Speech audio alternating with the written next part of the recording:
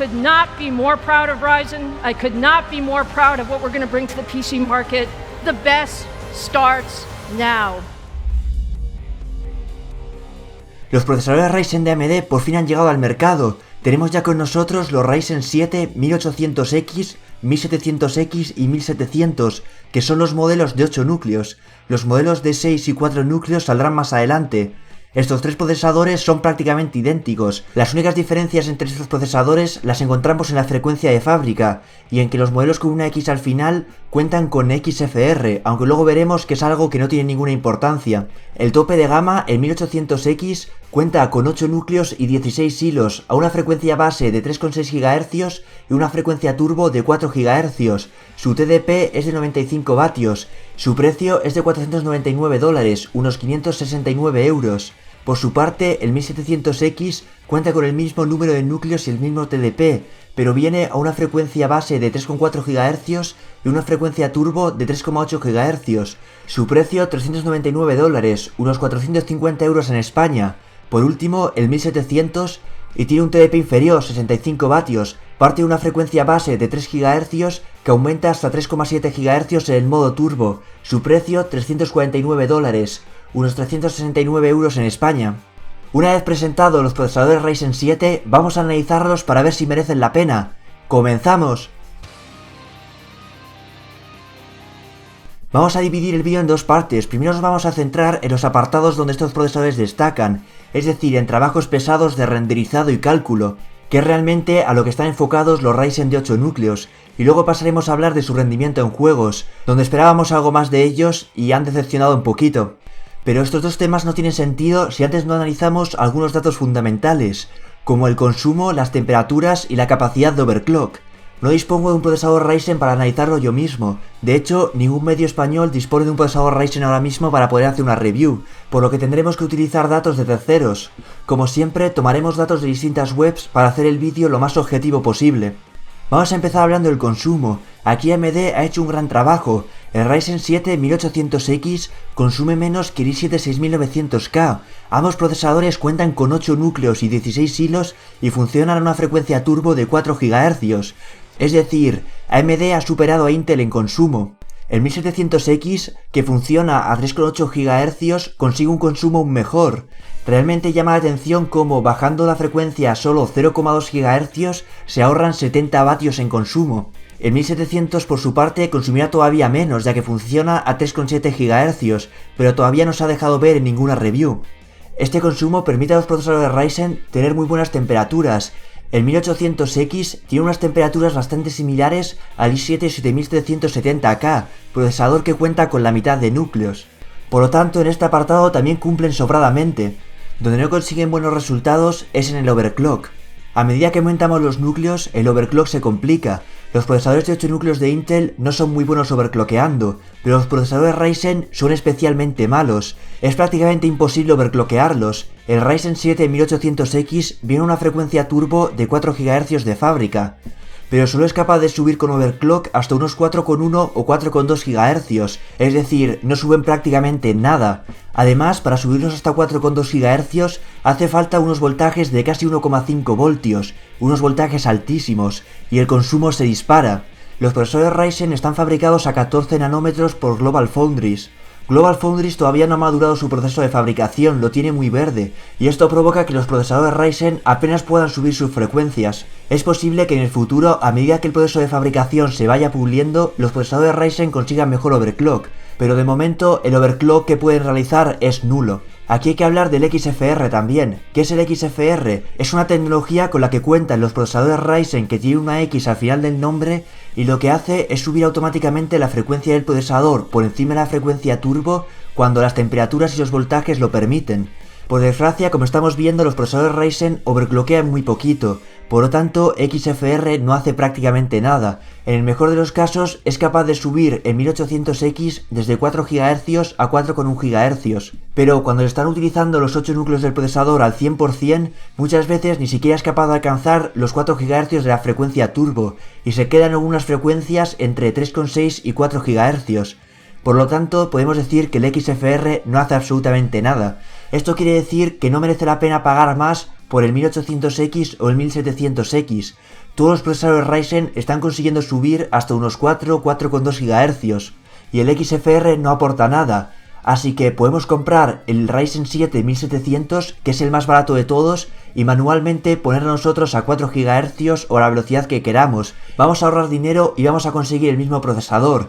Salvo que queramos lo mejor y queramos estar seguros al 100% de que vamos a tener un procesador Ryzen que funcione a unos 4 GHz, no hay razón alguna para comprar el 1800X por encima del 1700. Y bueno, una vez analizados consumo, temperaturas y capacidad de overclock, vamos a pasar al rendimiento. Como he dicho antes, vamos a hablar primero del rendimiento de Ryzen en el mundo profesional, luego vamos a hablar de su rendimiento en juegos. Vamos a empezar por Cinebench. Cinebench es un benchmark que mide la capacidad de los procesadores para generar contenido 3D. Satura el procesador con un montón de objetos, polígonos, realiza un montón de cálculos, reflejos y además es capaz de aprovechar hasta 64 núcleos. Por lo tanto, Cinebench mide la potencia del procesador usando todos sus núcleos al 100%. En este benchmark, Ryzen consigue un rendimiento excelente. El 1800X se queda muy cerca del i7 6950X, procesador de Intel de 10 núcleos. Tanto el 1800X como el 1700X superan ampliamente al i7 6900K de Intel, que cuenta con 8 núcleos. Tenemos que destacar que el i7 6900X cuesta algo más de 1000 euros, el doble que los procesadores Ryzen, y como hemos visto antes, consume más. Así que los resultados de Ryzen en este benchmark son buenísimos. Si nos vamos a la versión R15 de este mismo benchmark, que es una versión más moderna que satura aún más los procesadores, vemos como el 1800X sigue por delante del 6900K, aunque se queda algo más por detrás del 6950X. El 1700X se encuentra a la par del i7 6900K. Dado que es un benchmark capaz de utilizar los 16 hilos de los procesadores Ryzen, superan ampliamente a todos los procesadores de Intel de 6 y 4 núcleos, como el i7 7700K. Si nos vamos al mundo de la codificación y decodificación de vídeo, los Ryzen destacan todavía más. En el benchmark Handbrake, donde se codifica un vídeo en el códec H264, superan a todos los i7 de Intel, incluido el 6950X de 10 núcleos. En el benchmark Espresso Transcode, el 1800X se encuentra a la par del 6900K de Intel, también de 8 núcleos. El 1700X se queda ligeramente por detrás, empatado con el i7 6850K, procesador de 6 núcleos. Si nos vamos a otros escenarios como Corona Benchmark, donde lo que se hace es cálculos de Ray Tracing, es decir, cálculos con rayos de luz, los procesadores Ryzen vuelven a superar a los procesadores Intel de 8 núcleos. Y si seguimos viendo aplicaciones para el mundo profesional, donde se necesitan procesadores muy potentes y donde se aprovechan todos los hilos de Ryzen, vamos a seguir viendo lo mismo. En Blender, por ejemplo, los Ryzen vuelven a ganar a los procesadores Intel. En 3ds Max vemos lo mismo, de nuevo por delante de los Intel de 8 núcleos. Y si nos vamos a aplicaciones que realizan cálculos matemáticos pesados, de nuevo vemos lo mismo, los procesadores Ryzen superan a los Intel de 8 núcleos en la mayoría de benchmarks. Por lo tanto, los procesadores Ryzen 7 como procesadores para el mundo profesional son excelentes. En tareas como renderizado o cálculos matemáticos pesados, donde se necesita muchísima potencia y donde se aprovechan bien los 8 núcleos de los procesadores Ryzen 7, consiguen un rendimiento buenísimo. En la mayoría de pruebas superan el i7 6900K de Intel, que es el procesador de 8 núcleos de Intel más moderno. Y hay que recordar que el i7 6900K consume más y además cuesta el doble que los procesadores Ryzen. Podemos encontrarlo por unos 1200 euros, mientras que los procesadores Ryzen van desde 350 a 550 euros. Así que dentro de los procesadores enfocados al mundo profesional, los Ryzen 7 son probablemente los mejores procesadores que se pueden comprar ahora mismo. Son extremadamente potentes, son baratos, tienen un buen consumo. En este apartado AMD ha cumplido con un sobresaliente. Hacia verano, Intel lanzará sus nuevos procesadores de la gama extrema, es decir, los procesadores de 6, 8, 10 núcleos y se rumorea que hasta de 12 núcleos en esta generación. Van a tener que currárselo muchísimo si quieren superar a los Ryzen 7 del mundo profesional. Pero ahora vamos a la parte no tan bonita. En aplicaciones capaces de usar 8 núcleos son potentísimos. Pero ¿qué pasa en aplicaciones que no son capaces de aprovechar 8 núcleos? Aquí es donde los procesadores Ryzen flojean. Vamos a volver a Cinebench R15, donde conseguían un resultado excelente, pero en este caso vamos a ver el resultado del test monohilo, donde se va a ejecutar el benchmark con solo un núcleo. Aquí podemos ver como el i7 7700K de Intel, procesador Kaby Lake a 4,5 GHz, consigue la mayor puntuación monohilo, con 191 puntos. El 1800X por su parte se queda en unos discretos 156 puntos.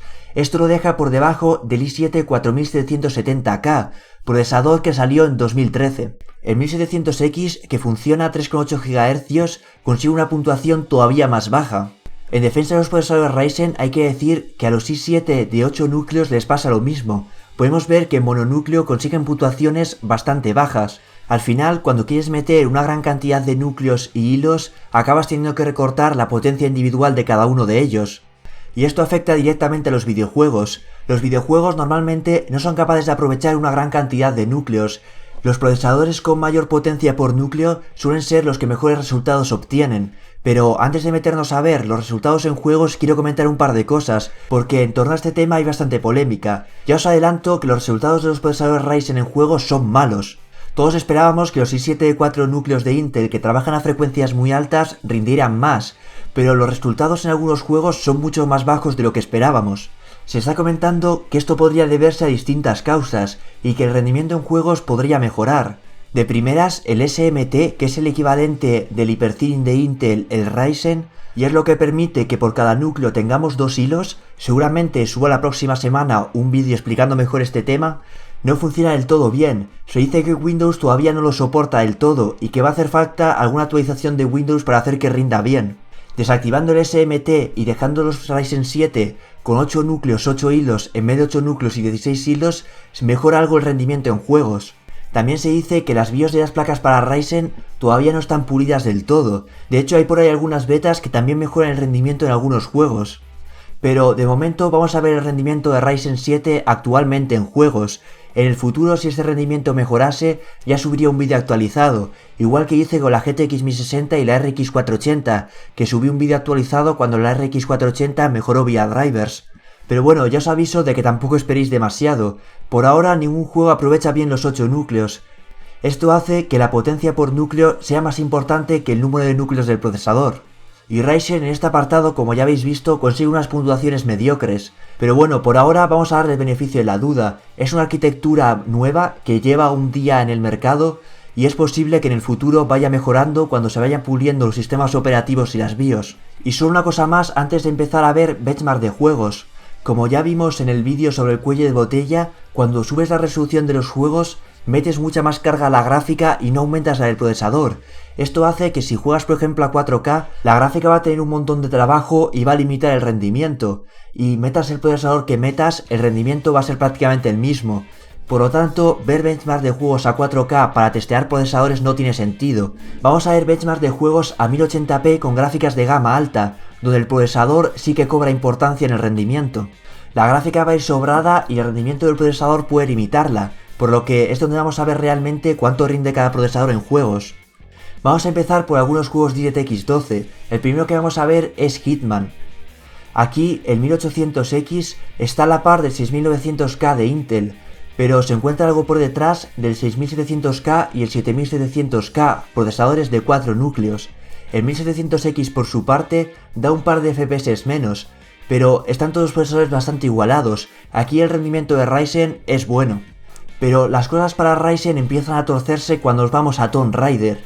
Aquí vemos como tanto el 1800X como el 1700X se descuelgan de los procesadores de Intel, dan un rendimiento bastante inferior, y el FX 8370 se queda muy cerca del 1700X. Realmente en este juego el rendimiento de Ryzen es malo. Incluso los i5 de 4 núcleos y 4 hilos superan a los Ryzen 7. Para comprobar lo que he dicho antes sobre la resolución, vamos a ver el mismo juego a 1440p. Aquí la GTX 1080 es la que causa el cuello de botella, por lo que ahora todos los procesadores se encuentran igualados. Por eso no tiene sentido irse a resoluciones más altas para probar los procesadores, al final la gráfica es la que crea cuello de botella y todos los procesadores rinden igual. Si nos vamos a Far Cry Primal, un juego que chupa mucho procesador, vemos de nuevo como ocurre lo mismo. El i7 7700K y el i5 7600K, procesadores con una potencia por núcleo altísima, superan claramente a los Ryzen 7, pero también lo hacen los procesadores de 6 y 8 núcleos. En The Division ocurre lo mismo, de nuevo se encuentran por detrás de los procesadores Intel. Lo preocupante aquí es que el FX 8370 está superando a los Ryzen, un procesador basado en una arquitectura de hace 5 o 6 años de AMD, aunque este resultado sí que me hace pensar que las teorías sobre que hay algún bug en las BIOS o el SMT todavía no es soportado bien por Windows tienen algo de verdad. Este rendimiento es muy malo y que estén por detrás de una arquitectura de hace 5 años de AMD no es normal. Vamos a ir a otras webs para contrastar resultados y ver más benchmarks de juegos. Por ejemplo, en Tom's Hardware han probado Aces of the Singularity, otro juego DirectX 12. De nuevo, los procesadores Ryzen se encuentran por detrás de los procesadores Intel. En este caso, el i7 6900K casi dobla al 1800X.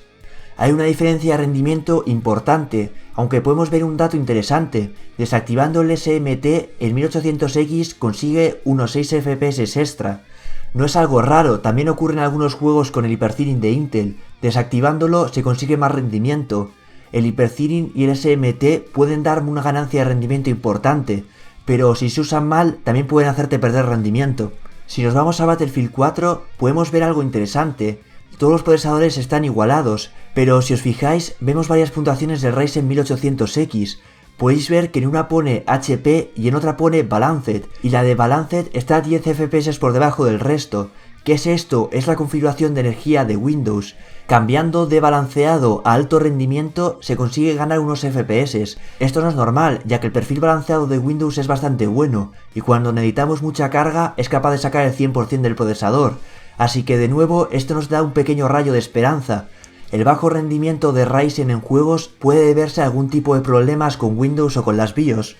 En Metro Redux vemos algo parecido, todos los procesadores bastante igualados, pero el 1800X sin SMT y con el perfil de energía de Windows en alto es como consigue mejor rendimiento. En GTA V de nuevo tenemos malas noticias para Ryzen, se queda bastante por detrás de los procesadores Intel, y de nuevo los i5 modernos lo superan. Algo parecido ocurre en The Witcher 3, de nuevo por detrás de los i5 y los i7 modernos. De hecho, incluso los i7 y los i5 de 2011 y 2013 se acercan bastante con overclock, hasta los i3 se acercan mucho si los overclockeamos, aunque están overclockeados a una frecuencia muy alta. Pero es una clara muestra de lo que decía al principio, al final en juegos lo que más suele importar es la potencia por núcleo, y un i3 de 2 núcleos overclockeado tiene una potencia por núcleo altísima, y por eso se acerca tanto a los Ryzen de 8 núcleos. Y para terminar con los juegos vamos a ver Battlefield 1 y Watch Dogs 2, que son los dos juegos más CPU dependientes que han salido el año pasado, y son capaces de aprovechar bastantes núcleos, por lo tanto son una prueba bastante representativa. En Battlefield 1 de nuevo vemos como los Ryzen 7 pierden contra los i7 de Intel, aunque en este caso están claramente por encima de los i5, es un juego que necesita 8 hilos para ir bien. Y en Watch Dogs 2 ocurre lo mismo, por detrás de los i7, aunque de nuevo por encima de los i5. Y bueno, una vez visto esto, vamos con las conclusiones. Como hemos visto, como procesadores para uso profesional, los Ryzen 7 son buenísimos, una de las mejores opciones que tenemos ahora mismo en el mercado, tanto por rendimiento como por calidad-precio. Además, tanto en consumo como en temperaturas cumplen, y superan a los procesadores de Intel. Si queremos un procesador para tareas como renderizar vídeos, usar programas de cálculos muy pesados, programas que trabajan con objetos 3D y demás, los Ryzen 7 son una excelente opción. Ahora bien, si quieres un procesador para juegos, los Ryzen 7 no son los procesadores que deberías comprarte. Muy pocos juegos ahora mismo van a aprovechar los 8 núcleos, y en rendimiento ya habéis visto que en prácticamente todos los juegos los procesadores Intel salen ganando. Por lo tanto, si queréis un procesador solo para juegos, lo ideal sería irse a un procesador de Intel. Por ahora, los juegos se benefician más de la potencia por núcleo que del número de núcleos. Para cuando todos los juegos usen bien los 8 núcleos, los Ryzen ya serán bastante antiguos y habrá procesadores tanto de Intel como de AMD mucho mejores.